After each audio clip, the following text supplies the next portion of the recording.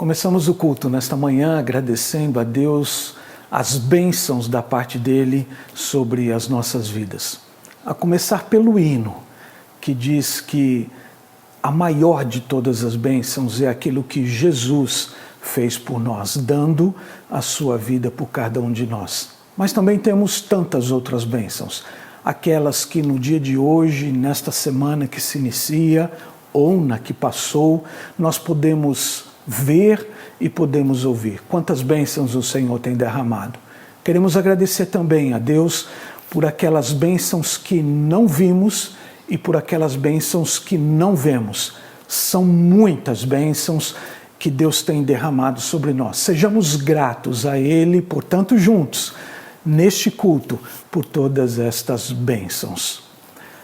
Cumprindo o distanciamento social, mas não isolamento, pois estamos juntos nas diversas atividades da nossa igreja, como por exemplo, neste culto, nós queremos, como Primeira Igreja Batista do Rio de Janeiro, agradecer a oportunidade que você, nosso convidado, está nos dando neste tempo, de passarmos estes momentos juntos, aí onde você está, nós aqui, onde nós estamos. Seja um tempo de gratidão a Deus, gratidão da nossa igreja, sua gratidão. Que esta semana esteja repleta de bons pensamentos, de bons sentimentos e de boas ações. Ações para com a nossa família, ações para com o nosso trabalho, amigos, ações também para com a sociedade. Precisamos cuidar da nossa sociedade, nos dedicando a ela e servindo a ela nesse tempo que estamos vivendo.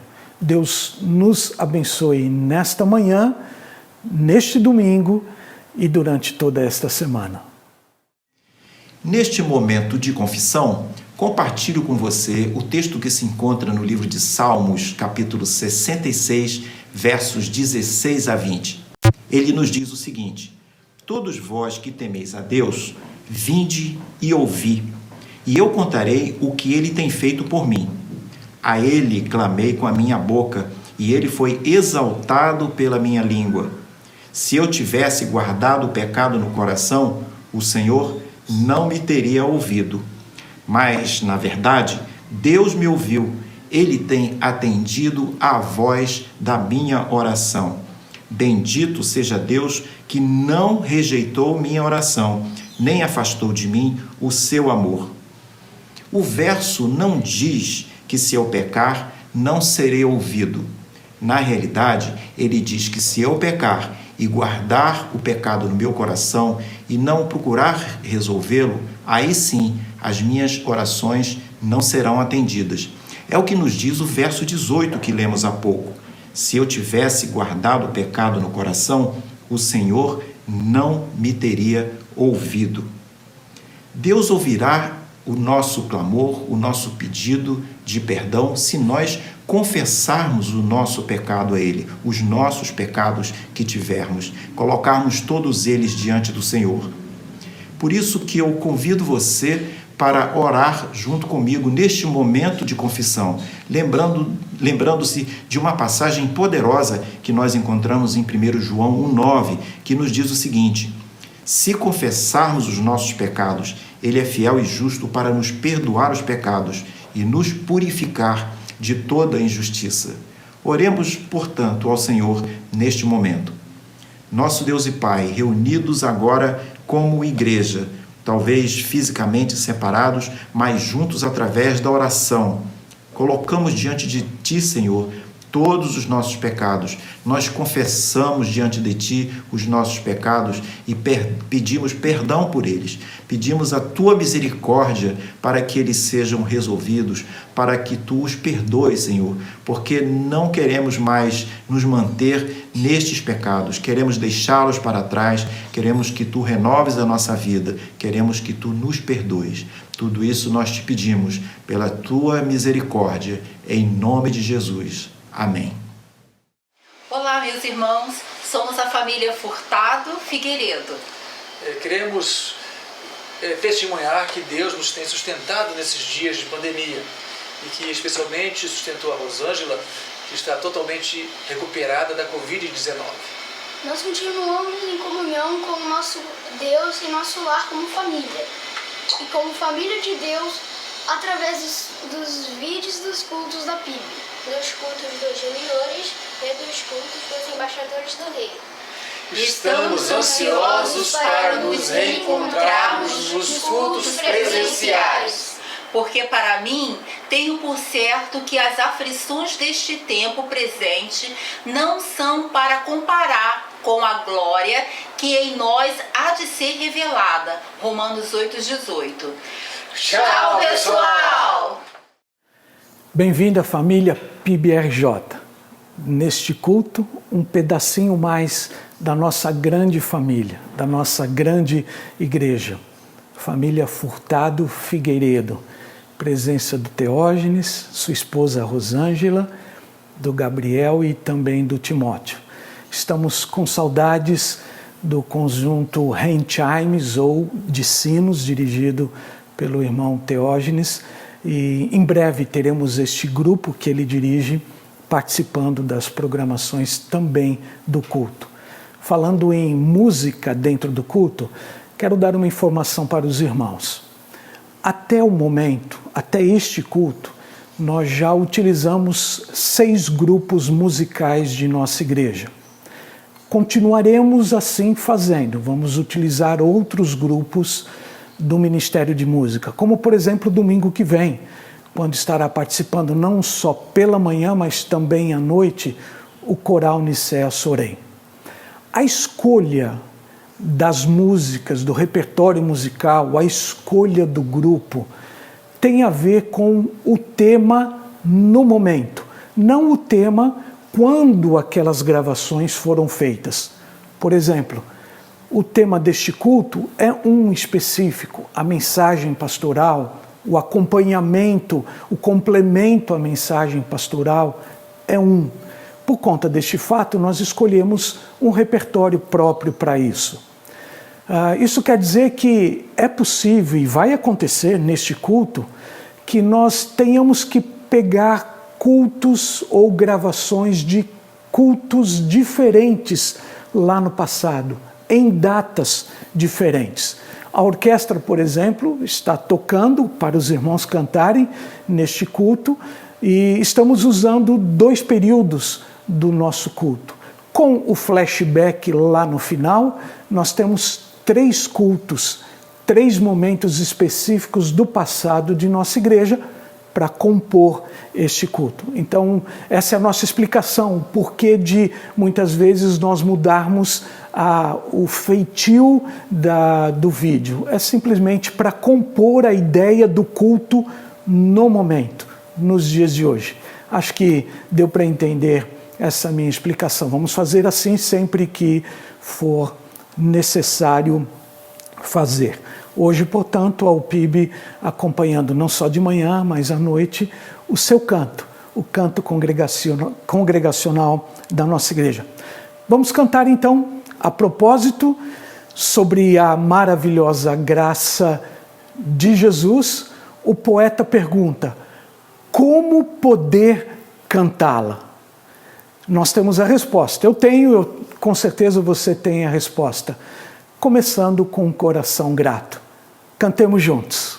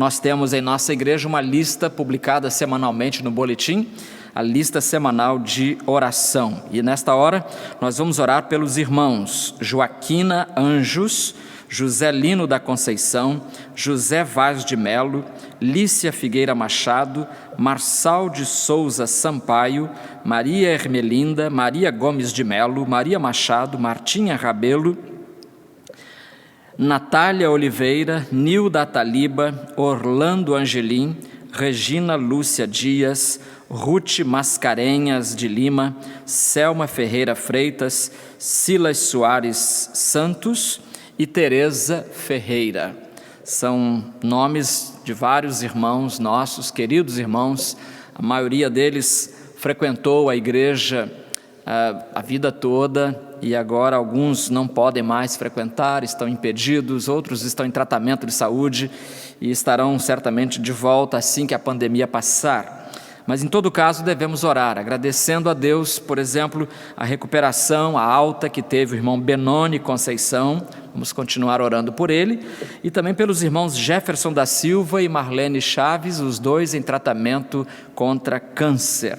O irmão Fernando Cláudio Dias pede oração pelo seu filho Vicente Mariano, que está num navio da ONU, ancorado perto de Beirute, navio que é Força de Paz, e que o Senhor possa livrar não só ao Vicente Mariano, mas também toda a tripulação de qualquer mal.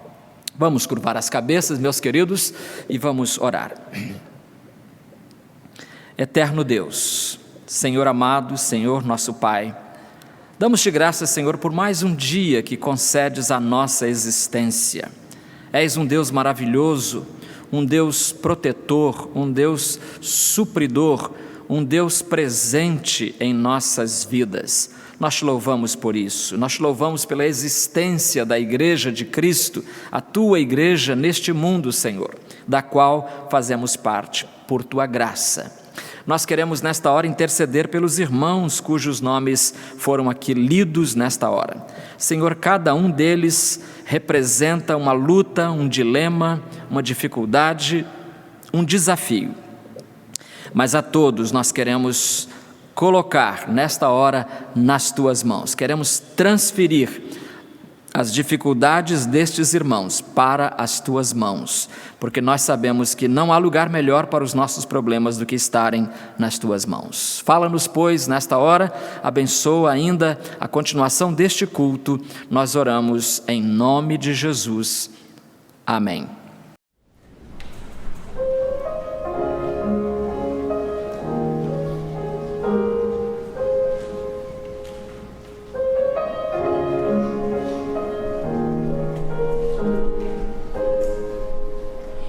Em suas mãos se achava ternura,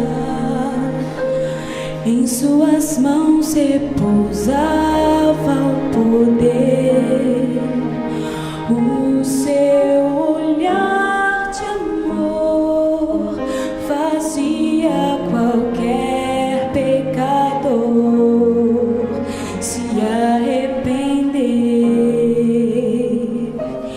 Ele levava consigo a vida, de suas vestes brotava o poder, veio trazer a paz, curar a dor e salvar a quem o negou.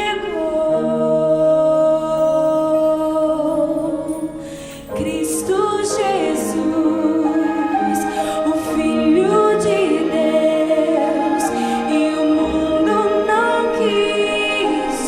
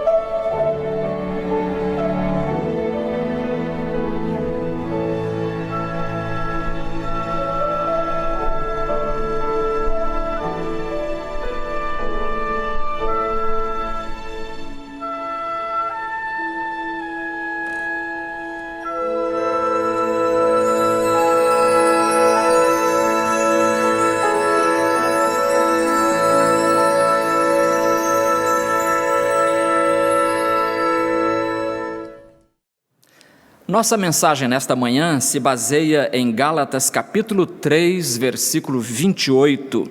É um versículo que está se tornando, você vai ver por quê, muito conhecido dos crentes em geral nesses últimos anos. Gálatas 3, 28 diz assim: não há judeu nem grego, não há escravo nem livre, não há homem nem mulher, porque todos vós sois um em Cristo Jesus. Repetindo, não há judeu nem grego, não há escravo nem livre, não há homem nem mulher, porque todos vós sois um em Cristo Jesus. Nosso título nesta manhã é Não Consigo Respirar. Curvemos as cabeças. Eterno Deus, Pai Celestial, Senhor, Criador de todas as pessoas deste mundo, de todas as coisas que há neste mundo, Criador de tudo, nós te louvamos, bendizemos o teu nome, porque estamos na tua presença, cultuando o teu santo nome nesta hora. Tendo lido a tua palavra, nossa oração é que o teu Espírito agora a aplique aos nossos corações. Em nome de Jesus nós oramos. Amém. No dia 25 de maio, portanto, acabou de fazer um mês, o mundo ficou abalado com o que aconteceu na cidade de Minneapolis, nos Estados Unidos. Você lembra que um negro chamado George Floyd, apenas 46 anos, foi abordado pela polícia e, por alguma razão, a polícia colocou o policial branco chamado Derek Chauvin, de 44 anos de idade, 2 anos de diferença entre os dois. O policial colocou o joelho em cima do pescoço de Floyd e ficou ali, e ele tentando respirar, e por 11 vezes ele disse a mesma frase: não consigo respirar, não consigo respirar. E a verdade, triste, chocante, nós todos vimos aquilo acontecer, porque agora tem gente gravando as coisas. Então nós vimos quando o jovem negro, o senhor negro, faleceu, e faleceu nessa circunstância tão revoltante. E tão revoltante é que realmente causou uma revolta na população em geral, não só daquela cidade, mas do estado, do país, e o negócio se espalhou pelo mundo todo, porque não há como ver aquelas imagens e não se revoltar. E a campanha que se espalhou pelo mundo foi propulsionada por um lema, e o lema é: vidas negras importam. Vidas negras importam. Talvez a gente seja tentado a pensar que o racismo esteja aumentando, mas não está aumentando, ele sempre esteve alto. E quem fala isso é um ator negro chamado Will Smith. Ele disse: o racismo não está piorando, o racismo não está piorando, só está sendo gravado agora. Então não está piorando, só está sendo gravado agora. Isso é absolutamente inconcebível, isso é entristecedor, é decepcionante, é frustrante. Meus irmãos, não há palavras nos dicionários do mundo todo que descrevam como é horrível alguém ser discriminado por causa da cor da sua pele. Por causa da cor da sua pele. Pergunto, você se considera um racista? Você é racista? Se considera ou não? O apóstolo Paulo foi inspirado por Deus, inspirado pelo Espírito Santo de Deus, para escrever as palavras que eu li nesta manhã. As palavras estão em Gálatas 3, 28. Não há judeu nem grego, não há escravo nem livre, não há homem nem mulher, porque todos vós sois um em Cristo Jesus. Sois um em Cristo Jesus. E esse texto, então, nos ajuda a combater o racismo, não só ao nosso redor, mas principalmente o racismo dentro de nós. Aliás, eu acho infeliz que seja necessário fazer uma campanha dizendo que vidas negras importam. E, na verdade, o cristianismo encurtaria ainda mais esse lema. Em vez de dizer vidas negras importam, o cristianismo simplesmente diz vidas importam. Não importa se seja negro, se seja branco, se seja amarelo, não importa se seja rico, seja pobre, seja homem, seja mulher, não importa. O que importa realmente é que esta vida foi criada à imagem e semelhança de Deus, e por isso ela deve ser respeitada.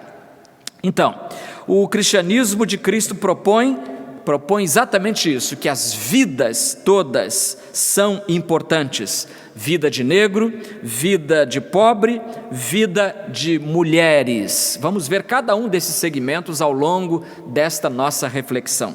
Mas antes eu queria só lembrar que estas palavras do apóstolo Paulo, aqui em Gálatas 3:28, elas segundo alguns comentaristas, seria uma reelaboração de uma oração que era muito comum, que era frequentemente feita por judeus muito radicais, que oravam assim: ó Deus, graças te dou porque eu sou judeu e não estrangeiro, porque eu sou livre e não escravo, porque eu sou homem e não mulher. Olha que tipo de oração. É uma oração que, se você espremer, já cai racismo puro, não é? Ó Deus, graças te dou porque eu sou judeu e não estrangeiro, e não gentio. Aí Paulo diz: em Cristo Jesus não há judeu nem grego. A oração é: graças te dou porque sou livre e não escravo. E Paulo diz: não há escravo nem livre, não há livre nem escravo. E a oração ainda diz: porque eu sou homem e não sou mulher. Isso é motivo de louvar a Deus, que coisa. Mas você vai entender por que essa oração, até certo ponto, faz sentido, o contexto em que ela era proferida. Então, em Cristo não há judeu nem grego, não há escravo nem livre, não há homem nem mulher. Em Cristo nós temos uma religião que desfaz, que desconstrói, que destrói, que desestimula todas as formas de racismo. O Evangelho, meus queridos amigos, o Evangelho de Jesus Cristo, não estou falando de tintura de religiosidade qualquer, não. Estou falando do Evangelho puro de Jesus. Este Evangelho desfaz barreiras. Em primeiro lugar, o Evangelho desfaz as barreiras étnicas. O Evangelho desfaz as barreiras étnicas. Que são barreiras étnicas? São aqueles muros construídos, você não tem acesso ao outro porque você é de uma nacionalidade e o outro é de outra. Então, levantam-se barreiras e essas barreiras impedem a comunicação entre as pessoas. Nós temos dentro da Palestina um exemplo claro disso aqui. Como o ser humano é expert em construir muralhas. Como nós somos doutores em construir barreiras. Dentro da Palestina, você poderia dividir o mapa da Palestina em 3 partes. O norte, o centro e o sul. No norte moravam os galileus, no sul moravam os judeus e no meio ficavam os samaritanos. Ah, meus irmãos, vocês não vão entender o Novo Testamento se não souberem quem eram os samaritanos. Os samaritanos vinham lá do tempo quando os assírios conquistaram Israel, daquele tempo. e foi uma mistura de judeus do norte com estrangeiros que Senaqueribe foi trazendo, misturando tudo. E como o judeu detesta mistura, quando ele viu esse povo misturado, o judeu falou: não queremos contato com vocês. E eles se tornaram inimigos figadais. Os samaritanos eram inimigos históricos dos judeus. Tanto é assim que mais ou menos no ano 200, ainda antes de Cristo, houve um escritor judeu chamado Jesus ben Sirac. Jesus ben Sirac. Ele escreveu um livro chamado Eclesiástico.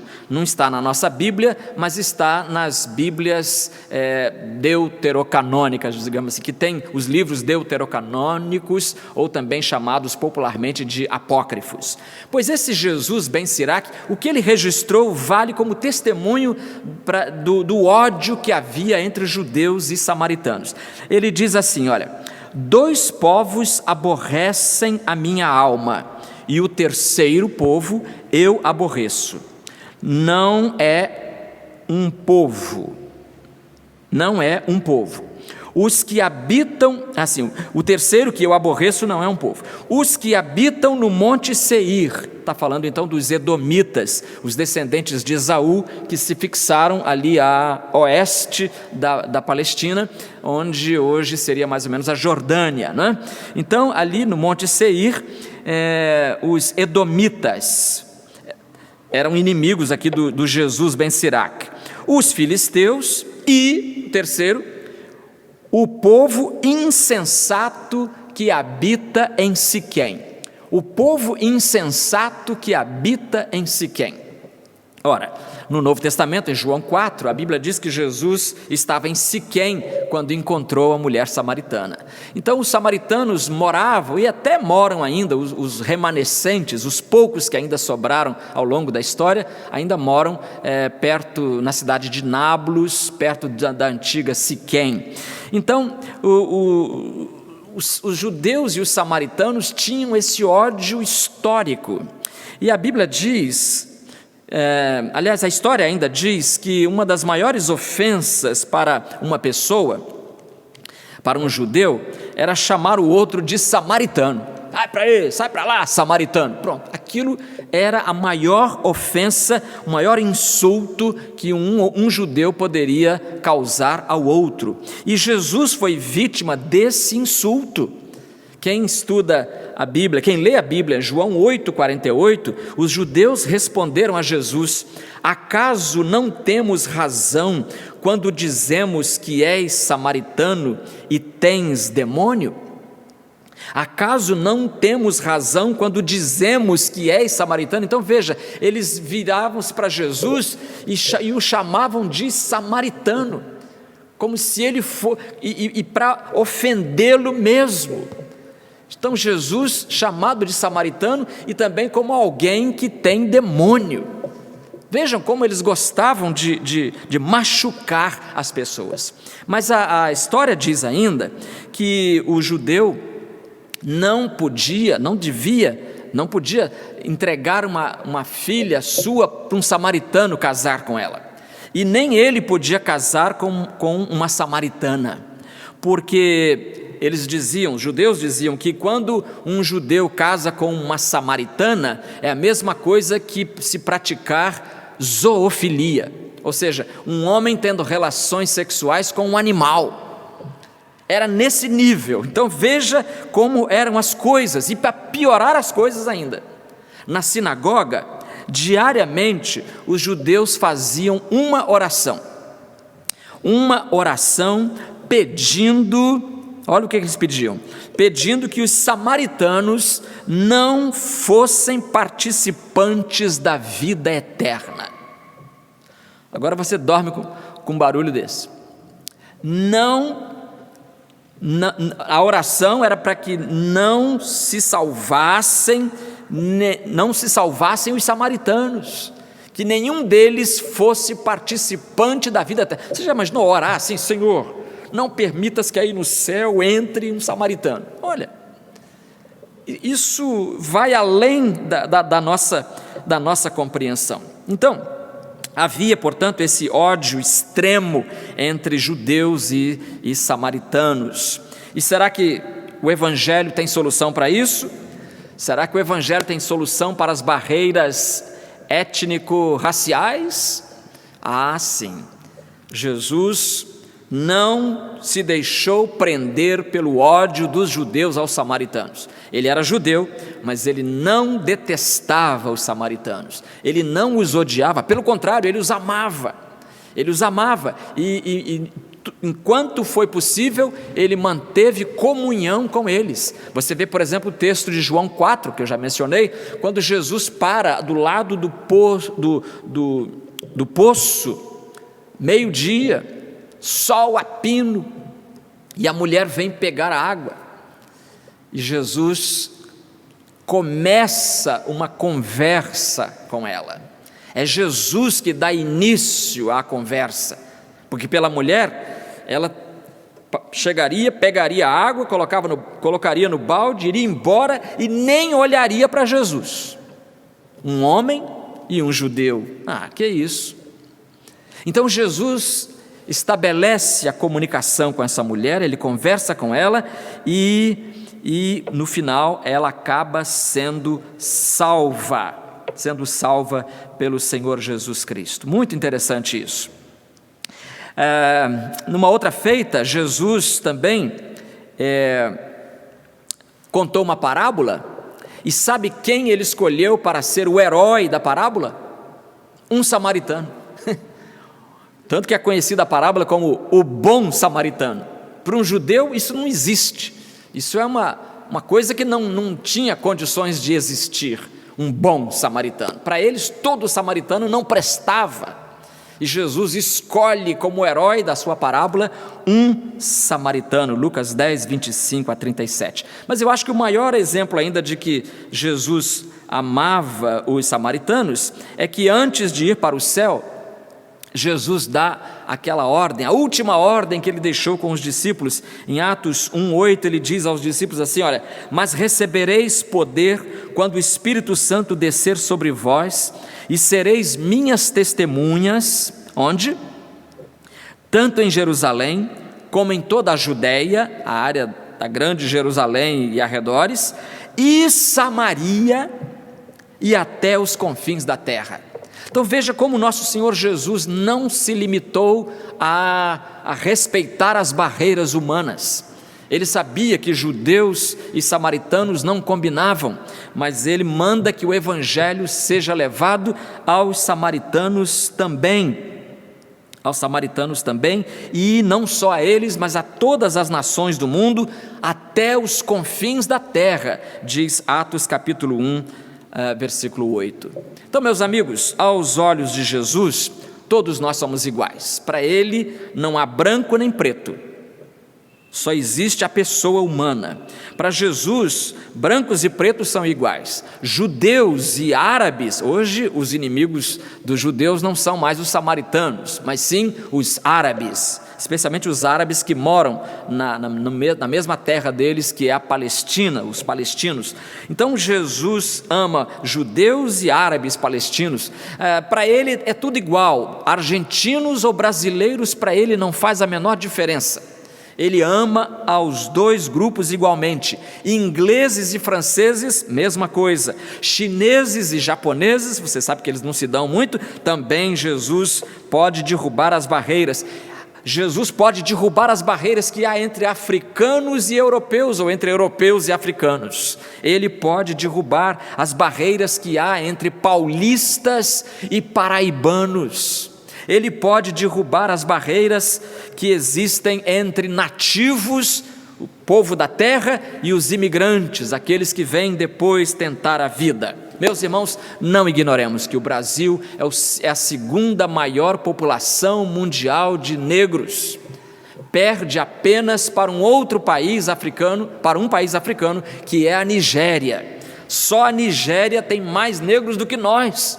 Então já era tempo de a gente aprender a conviver com essas coisas, com essas diferenças, com as cores diferentes que Deus colocou em nossa pele. Por isso, nós precisamos combater o racismo que passeia ao nosso lado, mas também e principalmente aquele que acampa dentro dos nossos corações. Em Cristo não há judeu nem grego, não há judeu nem estrangeiro, nós somos todos iguais, diz a palavra de Deus. Mas em segundo lugar, o Evangelho, o mesmo Evangelho que desfaz as barreiras étnicas, também desfaz as barreiras sociais. As barreiras sociais. O que é barreira social? Eu não falo com aquele grupo ali porque aquele grupo eles são pobres.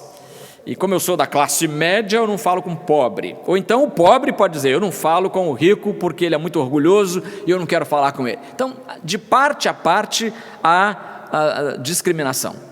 E a Bíblia diz, o Senhor já havia deixado lá em Deuteronômio, lá na Torá, na lei de Moisés, o Senhor já havia deixado essa instrução em Deuteronômio 10:17. Pois o Senhor vosso Deus é o Deus dos deuses e o Senhor dos senhores, o Deus grande, poderoso e terrível, que não faz discriminação de pessoas. Ouviu isso? Não faz discriminação de pessoas, nem aceita suborno.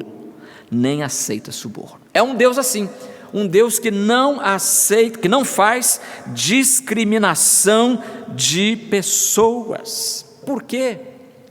Porque, meus irmãos, aos pés da cruz de Jesus, nós, pobres ou ricos, pretos ou brancos, estrangeiros ou nacionais, nós podemos nos abraçar, porque a cruz nos propicia esta possibilidade. A cruz descortina diante de nós este território da amizade e, mais do que isso, do amor. Você lembra quando Pedro foi instruído pelo Espírito Santo a ir pregar o Evangelho? Pedro era judeuzão, fanático. E ele foi separado pelo Espírito Santo para levar o Evangelho na casa de um senhor italiano, um romano chamado Cornélio, que era um militar que estava destacado ali na Palestina. Então, Pedro vai pregar na casa de Cornélio, e quando ele chega lá, ele diz assim: na verdade reconheço que Deus não trata as pessoas com base em preferências. Na verdade, reconheço que Deus não trata as pessoas com base em preferências. Mas o judeu é o judeu, não é? Tem que valorizar o judeu, ele recebeu a revelação de Deus, mas Deus se revelou aos judeus para que os judeus revelassem o amor dele ao mundo todo. Então, os judeus foram separados como uma nação missionária para levar às outras nações a graça do Senhor. Reconheço que Deus não trata as pessoas com base em preferências, mas em qualquer nação, diz o apóstolo Pedro. Irmãos, isso é Pedro dizendo. Pedro bairrista, Pedro judeu até a medula. Em qualquer nação, aquele que o teme e pratica o que é justo, lhe é aceitável. Então não há barreiras sociais, não há barreiras étnicas, porque ao lado da cruz nós somos todos irmãos. Eu gosto muito do lado pragmático no bom sentido, porque a palavra tem também um sentido ruim, de Tiago. Tiago tem um pragmatismo que me encanta. Ele escreve a sua carta e ele bate na cabeça do prego, tentando resolver os problemas do cotidiano dos cristãos. E no capítulo 2, ele vai escrever 9 versículos sobre a relação social das pessoas. Meus irmãos, como tendes fé em nosso Senhor Jesus Cristo, Senhor da glória, Não façais discriminação de pessoas. Porque se entrar na vossa reunião algum homem com um anel de ouro no dedo e roupas caras, e entrar também algum pobre com roupas sujas, e mostrardes atenção para com o que vem com roupas caras, e lhe disserdes: oh, meu irmão, por favor, senta-te aqui num lugar de honra, e disserdes ao pobre, e você fica aí, fica em pé, senta-te junto ao estrado onde eu ponho os meus pés, ou seja, senta aí no tapete mesmo. Não estareis fazendo distinção entre vós mesmos, e não vos tornareis juízes que se baseiam em padrões malignos. Irmãos, não é coisa de Deus. Tiago está dizendo que é coisa maligna, e coisa maligna você sabe de onde vem do inferno. E esse alvoroço todo causado pela morte de Floyd tem sentido, porque é uma obra maligna, essa obra de desprezar as pessoas por causa da sua condição social. Ouvi, meus amados irmãos, por acaso Deus não escolheu os pobres para o mundo, a fim de fazê-los ricos na fé e herdeiros do reino que prometeu aos que o amam? É só fazer um trabalho estatístico de leve, você vai descobrir que os crentes, em sua maioria, vêm da pobreza.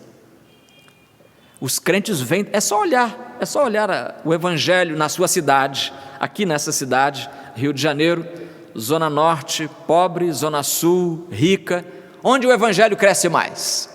Na zona pobre, na Baixada Fluminense, que é pobre também, mas na Zona Sul as igrejas lutam com uma tremenda dificuldade. Por quê? Por causa disso aqui, Tiago está dizendo: por acaso Deus não escolheu os pobres para o mundo, a fim de fazê-los ricos na fé e herdeiros do reino que prometeu aos que o amam?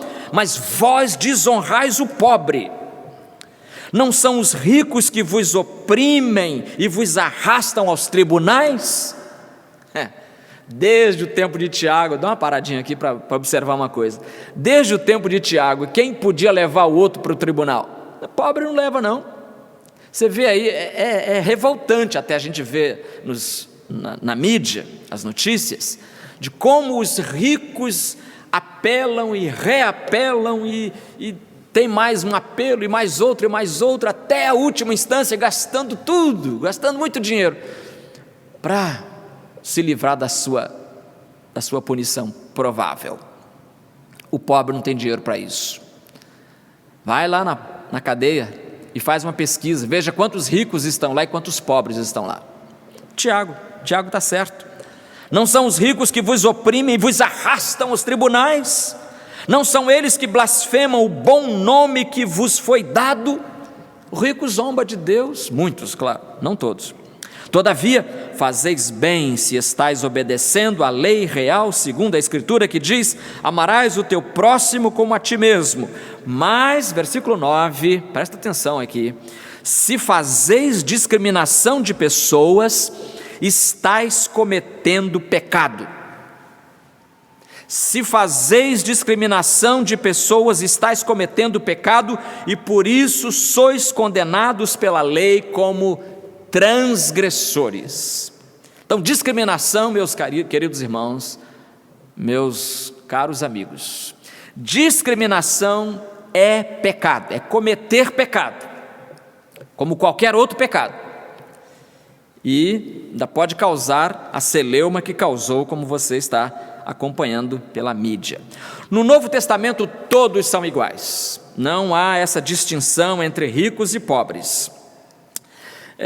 Todos são iguais perante Deus. Se não são perante a lei, ou se deveriam ser perante a lei, mas a gente percebe que às vezes nem sempre, né? Parece que alguns são mais iguais do que outros, mas perante a lei de Deus todos são iguais. Exemplo, Filemão. Tem uma carta na Bíblia chamada Carta de Filemão, carta que Paulo escreveu ao irmão Filemão. E é uma carta interessante, na verdade é um bilhete, né? Nem carta, é um bilhetinho que Paulo escreveu a Filemão, porque Filemão tinha um escravo que chamava-se Onésimo, e esse escravo fugiu.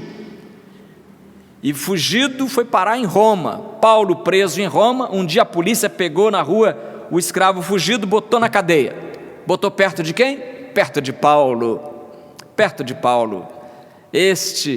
Esta foi a grande bênção que aconteceu na vida de Onésimo, do escravo Onésimo. Paulo evangelizou, ele diz aqui que eu o gerei nas minhas prisões, evangelizou, ganhou para Cristo Jesus, e agora a justiça vai liberar o Onésimo para ele voltar para o seu senhor, para Filemão, e Filemão poderia até matar o Onésimo fugido, se quisesse. Paulo sabe disso. Paulo sabe do perigo que Onésimo está correndo agora em voltar para o irmão Filemão, que era crente da igreja de Colossos. Que Colosso? Paulo escreve então esse bilhete dizendo para ele: olha, assim se me consideras um irmão na fé, é o versículo 17, assim se me consideras um irmão na fé, recebe-o como se recebesses a mim mesmo. Veja o que o evangelho faz, meus queridos. Ele pega o escravo e o chama de meu irmão, e esse escravo se dirige agora para o seu senhor, e o seu senhor o chama de irmão, e não mais de escravo. Os dois agora são escravos de Jesus Cristo, mas não há mais, porque Gálatas 3:28, não há judeu nem grego, não há escravo nem livre, em Cristo sois vós, todos vós sois um em Cristo. Por isso, um grande historiador britânico chamado Will Durant, ele diz: o cristianismo oferecia-se sem restrições a todos os indivíduos, classes e nações. Não se limitava a um povo, como o judaísmo se limita a um povo. Quem são os seguidores da religião judaica? Em essência, judeus. Então, Durant está dizendo, não se limitava o cristianismo, a um povo, como o judaísmo, nem aos homens livres de um estado, como as religiões da Grécia e de Roma. Não. O cristianismo é para todas as nações, por isso é uma religião universal. Em Cristo não há judeu nem grego, não há escravo nem livre. Não há escravo? Espera aí, deixa eu parar um pouquinho aqui. Em Cristo não há escravo, presta atenção nessa frase, antes de seguir para o nem livre, para no escravo. Por quê? Eu quero parar aqui porque desde o início da fé cristã, o cristianismo sempre lutou pela liberdade dos escravos. Sempre lutou pela liberdade dos escravos. Sempre lutou pela igualdade dos homens e, portanto, pelo fim da escravidão. Vou citar para você alguns exemplos do século IV. No século IV havia um homem chamado Lactâncio, um professor de literatura, de retórica na época chamavam, e ele passou a história conhecido como o Cícero cristão, o Cícero, grande orador romano, Cícero dos cristãos. E ele escreveu um livro chamado Instituições Divinas, e nesse livro ele já dizia que aos olhos de Deus não deve haver escravos. Aos olhos, quarto século depois de Cristo, aos olhos de Deus não deve haver escravos. Um contemporâneo dele, chamado Agostinho, escreveu um livrão, ele escreveu vários livrões, mas um deles se chama Cidade de Deus. E nesse livro Cidade de Deus, Agostinho via a escravidão como um produto do pecado e algo que contraria o plano de Deus para a vida dos homens. Produto do pecado e algo contrário ao plano de Deus. Outro grande pregador desse tempo aqui chamava-se João Crisóstomo. Crisóstomo é uma palavra grega que quer dizer boca de ouro. Crisós, ouro, tomo, boca. João Crisóstomo, boca de ouro, era o grande pastor da cidade de Constantinopla. E ele pregava que Crisóstomo pregava que quando Cristo veio, ele anulou a escravidão. Anulou a escravidão. E ele dizia: em Cristo não há escravo. Portanto, não é necessário ter escravos. Compre-os. Agora veja só como, no quarto século, um pregador dá esta sugestão para o seu povo. Sugestão é essa: compre os escravos. Espera aí, mas aí você está incentivando, né? Não, espera aí, espera eu terminar. Compre os escravos, e depois de lhes ter ensinado algo, e depois de lhes ter ensinado alguma habilidade com a qual eles possam ganhar a vida, liberte-os. Olha aí, eis o conselho de João Crisóstomo para a cristandade do século IV, para a cristandade de todos os tempos. Compre os escravos. Tem algum lugar que tem escravo? Então você compra com seu dinheiro, ensina para esse escravo alguma coisa alguma habilidade com a qual ele possa depois ganhar a vida, porque senão faz que nem os escravos do Brasil. Eles são libertados, mas ninguém sabia mais fazer nada, fora da lavoura, fora da casa grande. E como é que vai sobreviver lá fora? Aí nós temos um imenso problema social que arrastamos até hoje vergonhosamente. Então, muitos crentes que ouviram esse conselho de João Crisóstomo fizeram isso. A Idade Média toda, queridos irmãos, é pena que nós não temos tempo para isso. A Idade Média toda está cheia de exemplos de cristãos ricos que compravam escravos, ensinavam uma profissão a eles e depois dava liberdade para eles. Por quê? Porque em Cristo não há judeu, nem grego, não há escravo, nem livre. E se você quiser estudar mais a história da escravidão, ou antes a história do abolicionismo, você vai descobrir que na América do Norte, por exemplo, e na Inglaterra, os grandes líderes abolicionistas eram pastores, eram pregadores leigos, eram crentes cristãos comprometidos com a palavra de Deus. Comprometidos com a palavra de Deus, eles viam que a escravidão não fazia sentido diante da Bíblia. E eles então, por isso que eu falei, é o cristianismo de Cristo, não é um cristianismo que seja apenas uma tintura de religiosidade.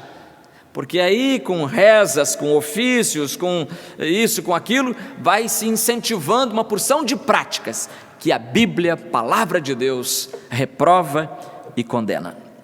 Não há judeu, nem grego, não há escravo, nem livre. E finalmente, em terceiro lugar, não há homem nem mulher, diz o apóstolo Paulo. Ou seja, o Evangelho desfaz as barreiras do gênero. As barreiras do gênero. Oh, irmãos, como é triste saber que em muitas sociedades ainda hoje o homem vale 100, a mulher, se vale 1, é muito, às vezes não vale nada, é 0. Triste isso, e isso foi a realidade da antiguidade toda. A nossa sociedade falsamente cristã esqueceu Gênesis 1:27, que diz que Deus criou o homem e a mulher. Homem e mulher os criou. Então não é só o homem macho que é criado à imagem de Deus, mas o casal foi criado à imagem e semelhança de Deus. Mas vamos passear rapidamente. Vamos ver a mulher na Grécia. Você sabe que a Grécia é conhecida pela sabedoria. Os filósofos ficavam de um lado para o outro, andando, passeando, ensinando, escrevendo. Os poetas, todo mundo, os políticos, politicando, todo mundo fazendo a obra, e a mulher desprezada. Um dos maiores oradores da Grécia chamava-se Demóstenes. Demóstenes, aquele que enchia a boca de pedrinhas e ficava praticando os seus discursos, era ele. Pois o Demóstenes escreveu o seguinte: Nossas amantes, é uma tradução aqui da palavra grega hetaira, nossas amantes nos dão prazer. Nossas concubinas, outra tradução diz nossas escravas, satisfazem diariamente as nossas necessidades físicas. Nossas esposas nos geram filhos legítimos e são guardiãs leais das nossas casas. Você notou como é que o Demóstenes começa? Notou a primeira frase dele? Nossas amantes nos dão prazer. Ou seja, a esposa não desfrutava do privilégio de dar prazer ao seu marido. Então era assim que a sociedade grega se comportava. Você vai dizer, mas será que os filósofos também faziam isso? Os filósofos também desprezavam as mulheres? Então escute o que Aristóteles escreveu. Aristóteles é talvez o maior filósofo, o que mais ele, ao lado de Platão, né, e Sócrates, o trio sagrado da filosofia grega. O Aristóteles dizia: o silêncio confere graça à mulher. O silêncio confere graça à mulher. Para a mulher passar uma boa impressão, o que ela tem que fazer? Diz o filósofo: ficar de bico calado. Essa é a filosofia grega. Filosofia grega dizendo que o melhor que a mulher faça é ficar calada. Aí ela é graciosa, aí ela é bela, aí ela é bonita. Mas se ela pede a palavra, se ela discute, se ela propõe, meus irmãos, era esta sociedade. Tem uma carta que foi descoberta por um arqueólogo inglês, uma carta escrita no 1º século, por um sujeito muito bom, parece um bom marido, e parece até que era crente também, chamado Hilarion. Hilário seria o nosso, né? Hilarion. Pois o Hilarion escreveu uma carta romântica à sua esposa, e se chamava Alice, com S no fim, e ele escreve coisas lindas, e no final ele fala assim: olha, se porventura você engravidar, ele estava acho que em Alexandria, e ela longe, se porventura você engravidar, e se for um menino, deixe que ele viva, mas se for uma menina, jogue-a fora. Você ouviu isso? Não, você não ouviu, né? Você vai dizer, não ouvi isso. Talvez você vai dizer que nem lá os amigos da Ana Suman Gomes, é melhor ouvir isso do que ser surdo. Não, é grave. Se porventura você engravidar, e se for um menino, deixe que ele viva, mas se for uma menina, jogue-a fora. Isso, irmãos, era a cultura mais desenvolvida intelectualmente na história. Até hoje os gregos são chamados de referência. E olha a posição da mulher nessa sociedade. Que tal a posição da mulher na Palestina, hein? Vamos aqui para a terra onde Jesus vivia.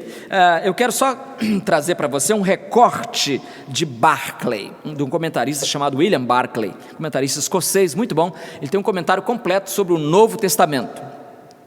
E ele diz o seguinte: quando o momento do nascimento estava próximo, os amigos e os músicos, presta atenção aqui, os amigos e os músicos do lugar se reuniam ao redor da casa. Então, imagina a cena aí. Tem uma mulher grávida ali, ela vai dar à luz daqui a algumas horas. Aí a vizinhança vai para a porta. Legal, né? Isso é legal. Vai para a porta, banda de música, cada um pega o seu tamborim, o seu violão, a sua flauta, e vai todo mundo para a porta da casa onde vai nascer um menino, uma pessoa, um bebê. Agora escuta só. Quando se anunciava o nascimento, alguém abriu a porta e gritou: nasceu! Nasceu! Nasceu! Se fosse menino, meus irmãos, os músicos faziam a maior festa. faziam uma festa, tocavam, cantavam, havia saudações e felicitações, as pessoas se abraçavam, era uma festa. Menino, mas, meus queridos irmãos, se fosse menina, conclui William Barclay, os músicos se retiravam silenciosos e cabisbaixos, como se tivessem sido derrotados. Nasceu uma menina, como é que pode? E entre eles havia um ditado, continua Barclay, o ditado era assim: o nascimento de um menino causa alegria universal, o nascimento de uma menina causa tristeza universal. Palestina, terra da Torá, terra da lei, terra de Moisés e os profetas. Mas você quer ouvir um absurdo mesmo? O absurdo mesmo vem de um evangelho chamado Evangelho segundo Tomé. Esse evangelho dizem que foi descoberto recentemente e alguém publicou e fez a maior arruaça por aí. Foi um sucesso editorial há algumas décadas atrás.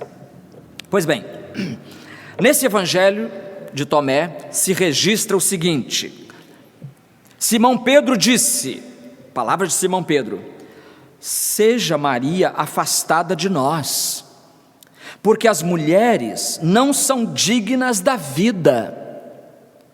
Respondeu Jesus, eis que eu a atrairei, para que ela se torne homem, de modo que também ela venha a ser um espírito vivente, semelhante a vós, homens, porque toda mulher, termina Jesus, toda mulher que se fizer homem, entrará no reino dos céus.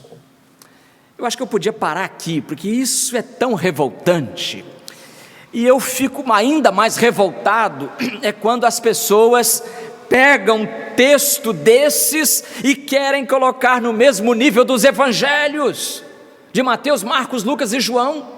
Meus amigos, tenham paciência, isso não pode ser palavra de Deus nem aqui, nem na China, nem em lugar nenhum.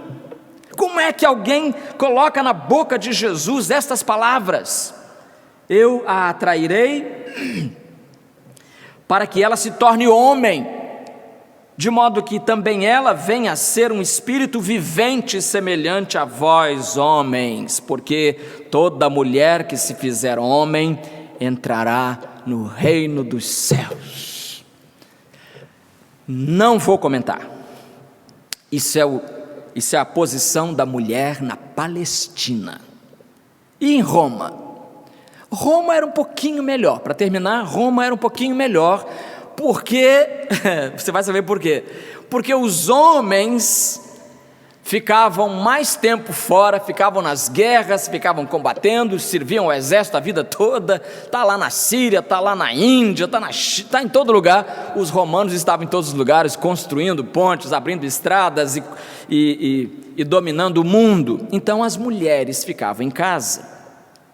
E aí elas tinham um pouquinho mais de liberdade. Um historiador disse que elas tinham mais liberdade até do que as mulheres gregas. Mas, olha o início dessa informação aqui, olha. O pai de família, o senhor romano, pai de família, ele tinha poder de vida e morte sobre seus filhos. Sabe o que quer dizer isso? Se um filho está rebelde, o pai diz, olha, eu vou matar você. E podia pegar um cutelo, uma faca e matar o filho, uma espada e matar o filho, e não era crime. Ele tinha o poder de fazer isso, poder de vida e morte. O historiador diz, a sua mulher ficava em casa a fiar e a tecer e a servir o seu marido. Ah, meus queridos amigos, como isso tudo é diferente, como Jesus vem e resgata as mulheres dessa mediocridade em que os homens as colocaram.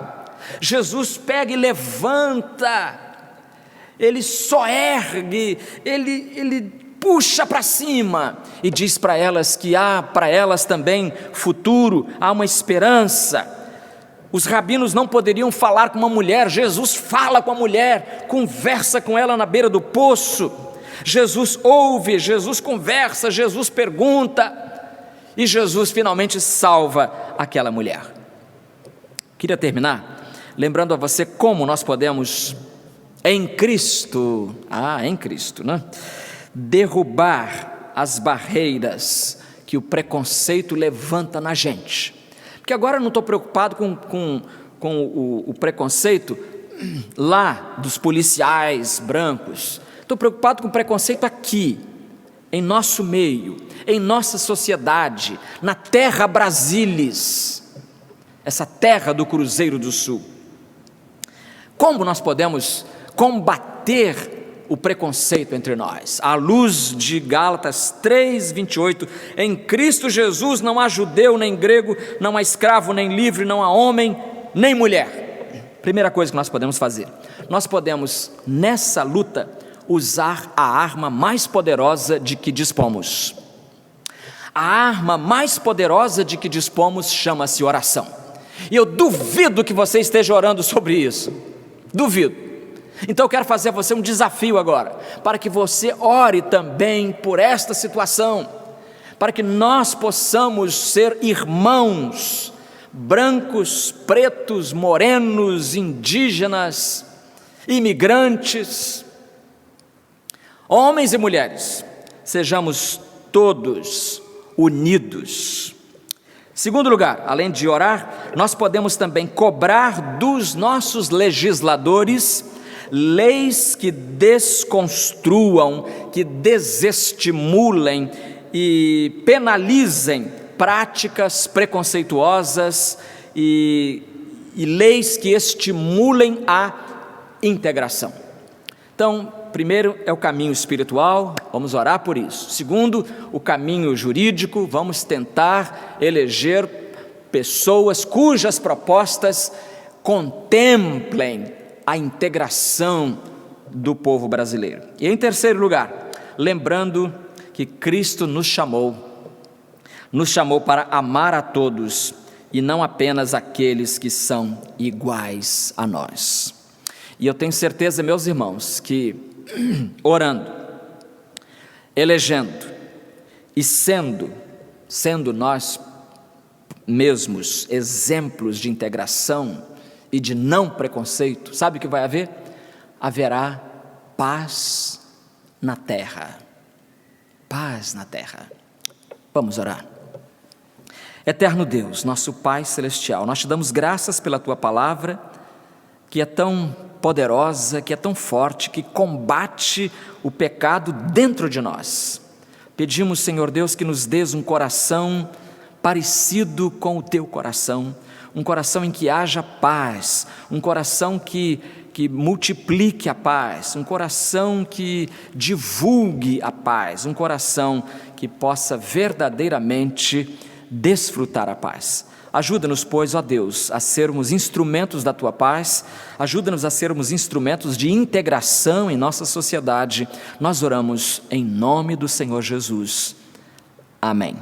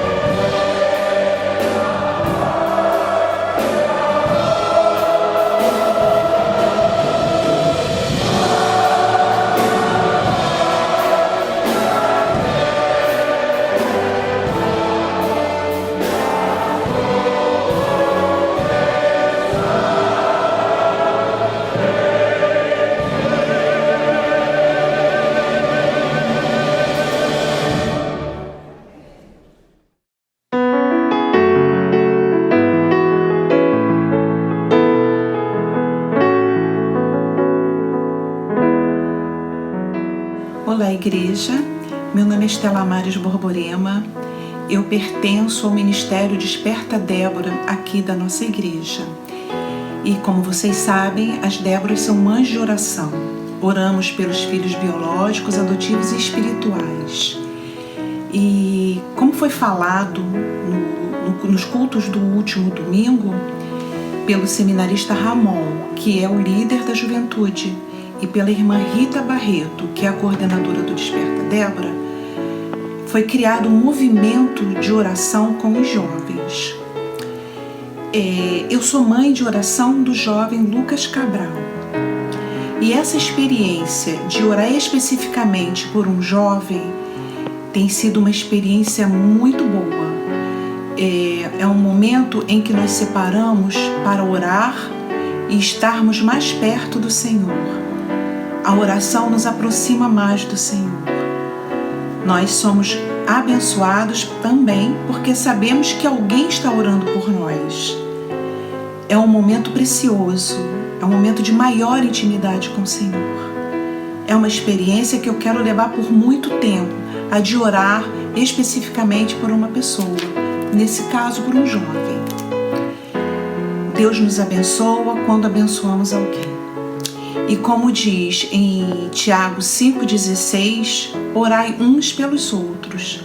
A oração do justo pode muito em seus efeitos. Hoje aqui eu venho falar da Estela, ou como eu gosto de chamá-la, Tia Estela, que há muito tempo, desde que eu comecei a minha caminhada na PIB, ela tem sido uma mãe de oração para mim e para toda a minha família. Eu sou muito grato a Deus pela vida dela, por tudo que ela fez e continua fazendo por mim. E hoje eu venho também falar com você que é adolescente, que é jovem, que é idoso, que é junior, não importa a sua idade. Hoje eu venho chamar vocês também para essa corrente de oração que nós estamos fazendo na nossa igreja. E para falar um pouco dessa corrente, eu vou ler um texto. Ora, ó Deus da paciência e da consolação, vós conceda o mesmo sentir de uns para com os outros, segundo Cristo Jesus, para que concordemente e a uma voz glorifiqueis ao Deus e Pai de nosso Senhor Jesus Cristo. Bom, esse texto em Romanos, ele vem falando na união que nós temos que ter uns com os outros, amar uns aos outros, dentro da nossa igreja também. E esse texto fala também da oração, porque nós nos unimos em oração para estar orando uns com os outros, e é algo que nós temos que estar constantemente juntos, porque nesses tempos difíceis de quarentena, eu sei que não tem sido fácil para ninguém, e a oração ela salva, ela cura, ela muda. Então eu vim fazer esse convite para você da nossa igreja, para estar junto com a gente nessas orações, porque tem feito um grande bem para mim, eu sei que tem feito um grande bem para muitos outros. Você não pode ficar de fora.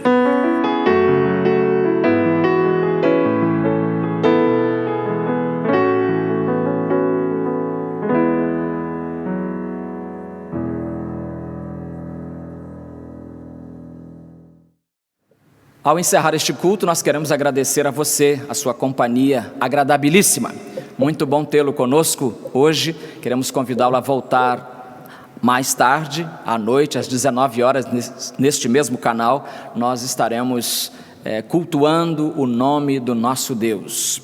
Você está convidado a participar e não só isso, convidado a convidar. Ou seja, que você possa compartilhar o link do culto e assim convidar alguém para ouvir a palavra de Deus ao seu lado.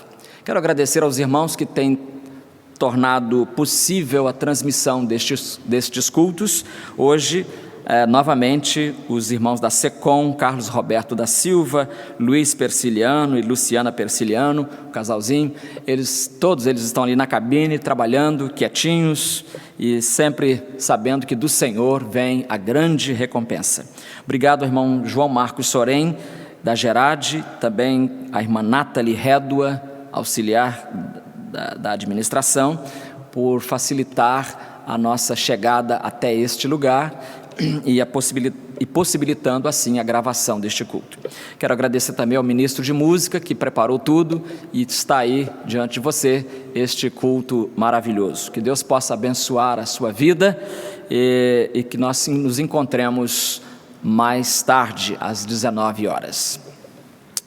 Que o amor de Deus, nosso Pai, A graça do Senhor Jesus, nosso suficiente Salvador, e as consolações e a comunhão do Espírito Santo sejam conosco, independentemente das nossas nacionalidades, posições sociais ou mesmo situação de gênero, hoje e para sempre.